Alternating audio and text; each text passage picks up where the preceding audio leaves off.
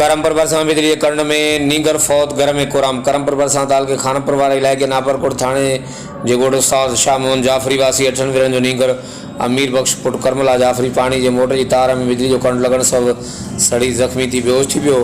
वारसन नैंगर के इलाज लाइ क्रमपुर जी निजी अस्पताल आंदो।